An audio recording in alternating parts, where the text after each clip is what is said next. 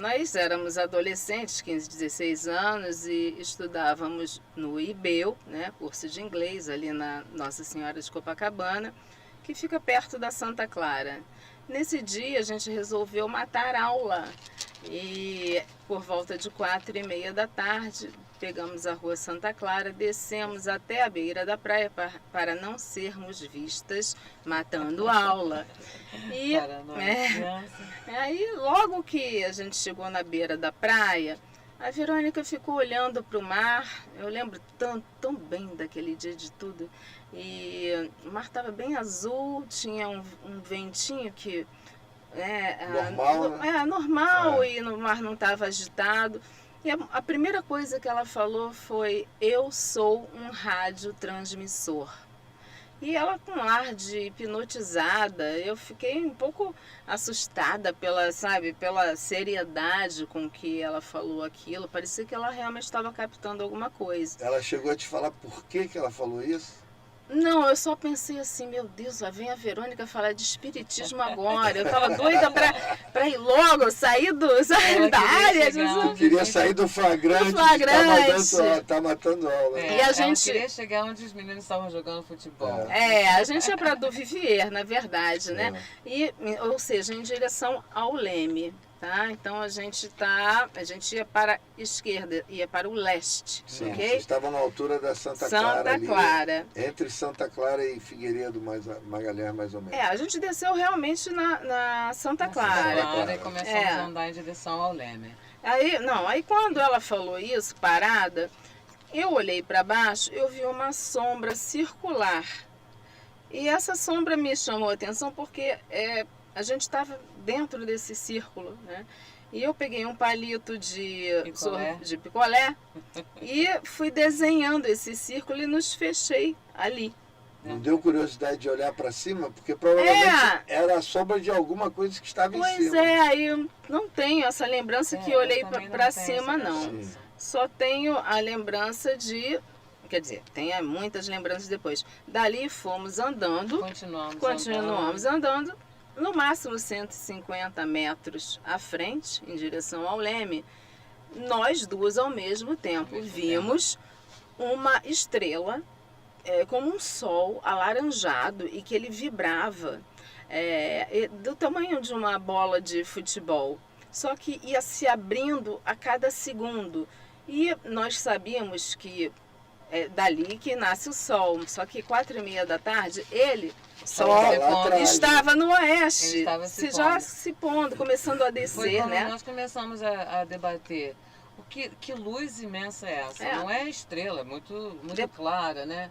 Para ser uma estrela. Era um debate mental, porque a gente só teve tempo de olhar para lá 3 vezes. Na terceira vez, já era algo imenso, ofuscante, muito grande, de um formato, daquele formato típico, né? De disco, só que ofuscava todo o campo de visão, que eu não conseguia mais ver a Pedra do Leme, nem a direita nem a esquerda. Eu só via algo muito grande, de uma cor branca, cintilante, metálica e amarelo, tudo ao mesmo tempo. Quando você diz algo grande, era o quê? O tamanho de um ônibus, de um caminhão? É como se tivesse um ônibus realmente na frente. Quando você não consegue ver o que está para cima nem para o lado, mais ou menos isso para os lados. Eu já não tive essa impressão. Para mim foi só olhar, só aquela dedução. Não é o sol, o sol está lá, de repente estava mais perto, aquela luz, aquela confusão, e então eu só tive aquele flash. A Isabela consegue lembrar dos detalhes em que, vamos dizer, que as coisas pararam, que ela pôde ver isso tudo. Aquele flash me cegou, e dali em diante eu já não tenho muitas memórias, a memória que quando a gente volta, que já é à noite, né? Então eu deixo isso para terminar. Agora, por exemplo, você disse que estava tão próximo que você tampou o teu campo de visão. Sim. Aí nessa hora, você imagina que estava a que distância? Tava muito, assim, no máximo 2,5 metros no máximo. E mesmo? É, então, tava muito. Daqui ali, é daqui ali mesmo. E olha, essa coisa de olhar para o sol foi realmente só o giro da cabeça, fazer 3 vezes, ou seja, em segundos. Ele veio abrindo e ficou como gigante. Se chegado muito perto. Assim, exatamente. Então, eu tenho essa memória, só que tem outro tipo de memória, que são são memórias em paralelo, porque eu vi como se a onda tivesse congelado e dali sai entre a areia e a onda congelada, me sai um homem, era um ser, quer dizer, não sei se era homem exatamente, mas parecia uma figura mais masculina, um ser alto, magro, com era todo de uma cor cinza. Eu não tenho a memória do rosto, e sim da silhueta, parecia ser roupa colante. Não tem memória de detalhes da roupa também, não? Não, cinza, tudo cinza. Era como metálico. Não era cinza, era metálico. Não, não, eu lembro dele cinza. Isso é muito normal quando há uma experiência assim entre 2 ou mais pessoas, vocês terem visto muita coisa que acaba sendo a base do que vocês viram, porque vocês viram igual. E outras coisas você viu de um jeito e ela viu de outro. É normal porque isso. tem o espectro da visão, tantos outros sentidos que interferem. Mas a base é a mesma coisa, nós vimos as mesmas coisas. A mesma coisa. Até aquele momento. E naquele momento também da realização de que era um disco voador, que era alguma coisa que não era normal. E então foi que a Isabela quis correr. Sim, então. Nesse momento vocês caíram em si de que não, isso é uma nave? Olha, foi tudo muito rápido. Do momento que chegou, ali pousou, que eu vi esse ser, foi muito rápido. E quando eu me dei conta que era um disco voador, ela estava à minha direita, né? Entre nós, a minha mochila. Eu joguei o meu corpo, a minha mão esquerda, para pegar a mochila, fiz aquela jogada de corpo e falei para ela: Verônica, é um disco voador. Eu gritei: eu vou sair correndo. Vamos sair correndo.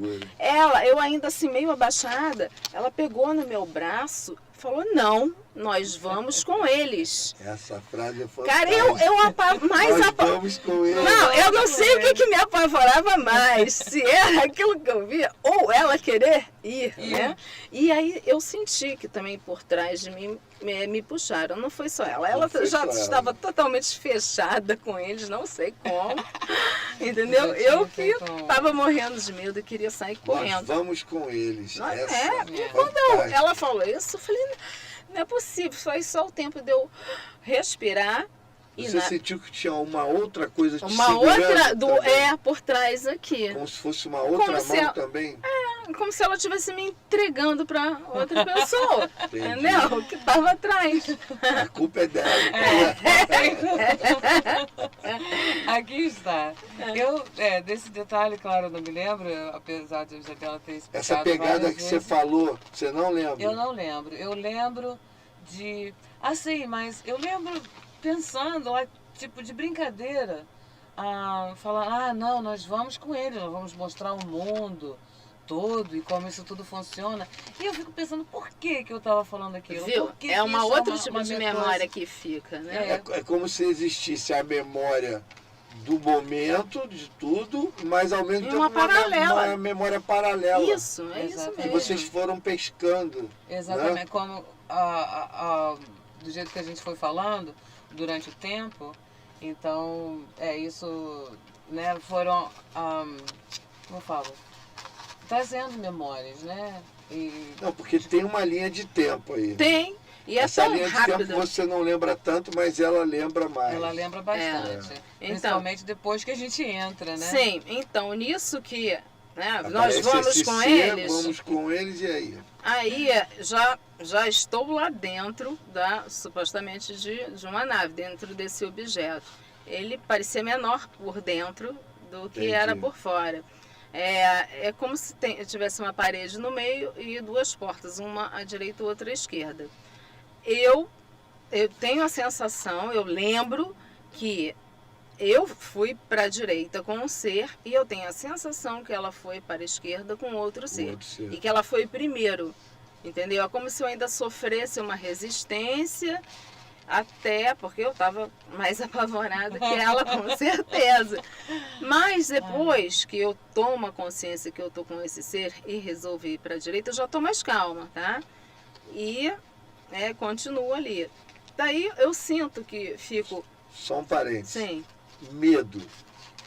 Teve um medo, um pânico? Não, daí já não tem mais medo. Daí já não tem mais medo. Aí eu sinto que estou flutuando na altura dos prédios da Avenida Atlântica, vendo os prédios ao redor, e um ser que ele estava na minha diagonal, aí ele já está, por exemplo, à minha esquerda em diagonal, porque ele não queria que eu visse o rosto dele completamente, mas... A tua sensação de que ele não queria ficar frente a frente. Exatamente, só que ele não queria se mostrar meio de lado.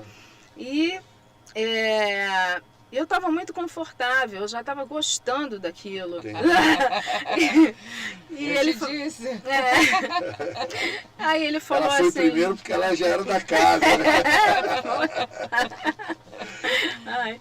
Aí ele falou assim, você tem certeza que não quer ir com a gente? Ele perguntou isso. Isso é uma coisa que fica assim, sabe? Sem palavras, né? Latejando a cabeça. Sem palavras. Aquele padrão ufológico mesmo, mental, né? Perguntou mentalmente. Então, ainda demorei um tempo pensando, a sensação, poxa, mas eu quero tanto ir, está tão bom isso aqui, mas eu tenho pai e mãe, eu sou filha única. Eles vão sofrer muito, vão chorar demais. Você tinha 15 anos, né? 16, no auge porque eu sou mais velha um pouco que ela, uns 6 meses, né? Então, eu falei, como é que eles vão ficar? Eu vou ficar bem, mas eles não vão saber a verdade. Olha só, essa lembrança, né? Tá, daí vem o apagão e, de repente, onde a gente vai parar? Nós estamos de noite, no final do Leme. Isso é um detalhe importante. Quando tudo isso começou, de vocês verem e tal, você calculou que era que hora? 4h30, 15 para as 5 no máximo. Entre 4h30 e 5 horas. Estava bem claro. Claro, estava claro. Aí depois da entrada nesse local e tal, aí teve esse apagão.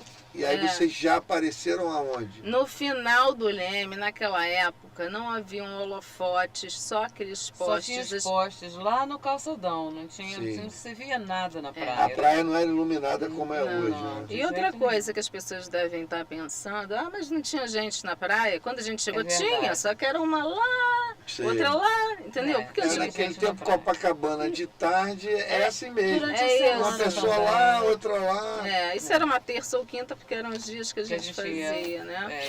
Seguimos com a nossa série. Ninguém deve se desesperar da sua própria salvação.